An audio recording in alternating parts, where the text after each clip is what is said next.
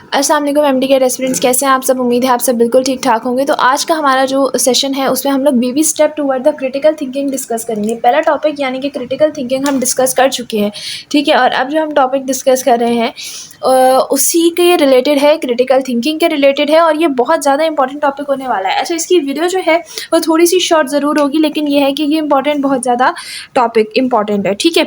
अच्छा जी, पहली बात तो ये कि बच्चों, जब आप लोग चैनल को देखते हैं तो लाजमी लाइक किया करें वीडियो को, और चैनल को जो है वो सब्सक्राइब किया करें, और अपने फ्रेंड्स के साथ शेयर किया करें, ताकि उनकी भी लॉजिकल रीजनिंग जो है वो इतनी ही बेटर हो जाए जितनी आप सबकी होने वाली है, ठीक है।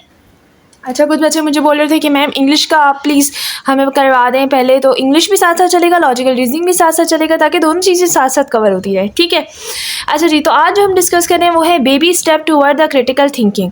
अच्छा, क्रिटिकल थिंकिंग होती क्या है? आप लोगों ने जो पिछला क्वेश्चन मेरी वीडियो के अंदर जो देखा होगा, जो कि मैंने आपको PMDC की वेबसाइट से पढ़ाया था, तो अगर आप लोग सोच रहे हैं कि सेम भाई वो सैम्पल क्वेश्चन है तो उसी की तरह की क्वेश्चन आएंगे, तो ऐसा नहीं है।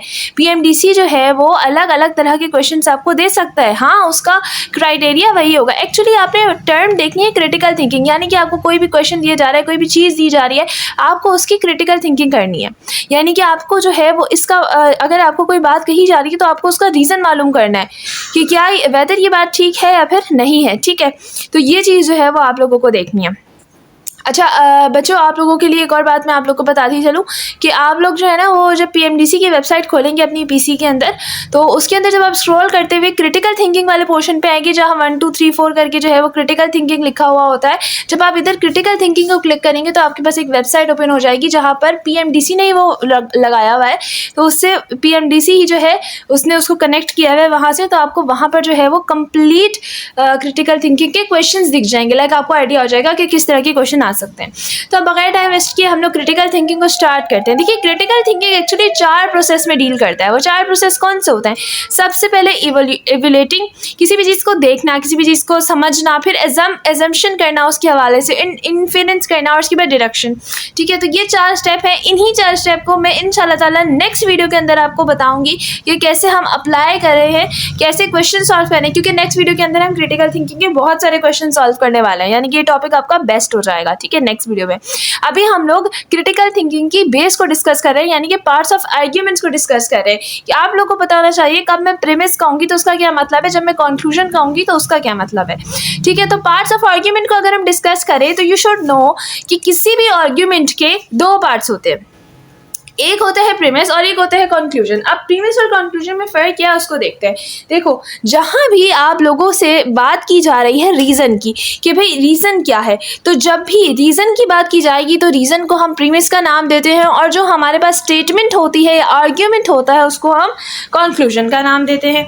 वैसे तो हम दोनों को ही आर्ग्यूमेंट कह सकते हैं, प्रीमिस को भी और कंक्लूजन को भी, बट स्पेसिफिकली हम लोग इनको अगर आर्ग्यूमेंट के 2 हिस्से करें तो उनमें से ये 2 निकलते हैं, ठीक है। अब कैसे हम इसको जो है वो एग्जाम कर सकते हैं उसका आपको समझाती हूँ। देखिए, फर्स्ट ऑफ ऑल, अगर आपसे कोई कह रहा है कि Imran Khan is a good leader, तो उसके साथ कोई ना कोई वो रीज़न आपको देगा कि भाई इस वजह से वो गुड है, इस वजह से वो अच्छा लीडर है, ये वजूहात हैं, ठीक है।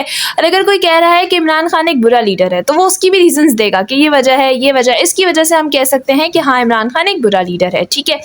तो आपके पास जब भी कोई 2 रीजंस आएंगे या एक रीज़न आएगा कि भाई ये वजह है, इसकी वजह से ये चीज़ हो रही है, ठीक है, तो जो वजह होती है एक्चुअली उसको हम प्रीमिस कहते हैं, और फिर जो उसका कंक्लूजन निकल रहा होता है कि इसकी वजह से ये चीज़ हुई है, तो वो चीज़ जो हुई है वो एक्चुअली कंक्लूजन होता है, ठीक है। यहाँ तक उम्मीद है समझ आ गई होगी। 3 एग्जाम्पल्स है हमारे पास, जल्दी से इनको डिस्कस कर लेते हैं और फिर आगे बढ़ते हैं। देखिए, जो भी प्रीमिस होगा उसको मैं ब्लू कलर के मार्कर से शो करूँगी, ठीक है, और हमारे पास जो भी कंक्लूजन होगा उसको मैं पिंक कलर के मार्कर से शो करूँगी, ठीक है।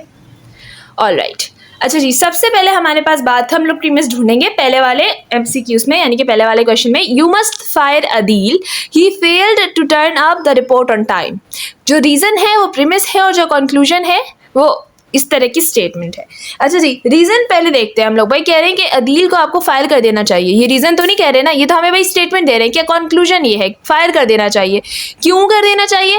ही fail to turn up the report on time, क्योंकि वो टाइम पर नहीं पहुंचा, इसलिए हमें उसे फायर कर देना चाहिए। तो रीज़न क्या है फायर करने का? कि वो टाइम पर नहीं पहुंचा। यानी कि हमारे पास प्रीमिस क्या हो गया ये सारा हो गया प्रेमिस। और अदील जो कि टाइम पर नहीं पहुंचा, ये हमारे पास हो गया कंक्लूजन कि भाई इसकी वजह से ये टाइम पर नहीं पहुंचा। ठीक है, उम्मीद है ये चीज़ समझ आई होगी। नेक्स्ट क्वेश्चन की तरफ चलते हैं। You should teach her as she is weak in English. आपको उसको पढ़ाना चाहिए जैसे कि आपको पता है कि वो इंग्लिश में वीक है। तो अब आप लोगों ने इसमें ढूंढना है रीज़न क्या है, कि भाई रीज़न क्या है पढ़ाने का कि वो वीक है। तो रीज़न जो है वो हमारे पास प्रीमिस है, तो as she is weak in English reason है यानी कि प्रीमिस, और कंक्लूजन हमारे पास क्या है, यू शुड टीच हर। अच्छा, नेक्स्ट क्वेश्चन हमारे पास क्या है, आई एट शार्मा येस्टरडे। मैंने कल शार्मा खाया था। Since then my stomach has starting etching. I must reduce consumption of shawarma to prevent stomach etches in the future. कह रहे हैं कि जी मैंने कल शाwarma खाया था जिसकी वजह से मेरा जो पेट है उसमें दर्द होना स्टार्ट हो गया और मुझे जो है वो अपनी शाwarma खाने की जो कंजम्पशन है यानी कि जो मैं शाwarma खाता हूँ मुझे उसको कम कर देना चाहिए ताकि मुझे फ्यूचर में इस तरह के प्रॉब्लम्स ना हो यानी कि पेट दर्द ना हो।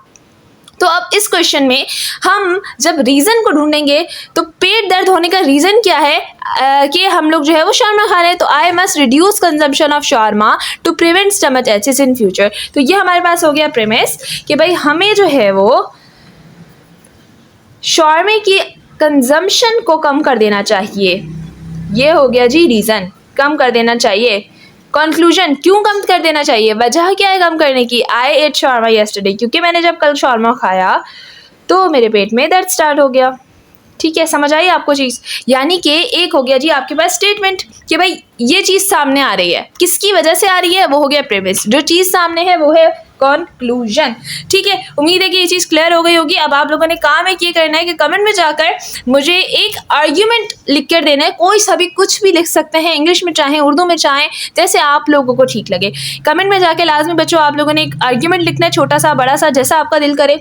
उसके बाद नीचे आपने लिखना है कि इसका प्रेमिस ये है और इसकी कंक्लूजन ये है। ठीक है, तभी मुझे आइडिया होगा कि आप लोग को ये कितना पूरा चीज़ समझ आई और ये बहुत इंपॉर्टेंट है फॉर एमडीकेट और आगे भी इंशाल्लाह ताला काम आती रहेगी। तो उम्मीद है कि वीडियो पसंद आई है। वीडियो पसंद आए वीडियो को लाइक कीजिएगा, चैनल को सब्सक्राइब करना नहीं भूलिएगा और अच्छा सा प्यारा सा कमेंट कीजिएगा। शुक्रिया, अल्लाह हाफिज़।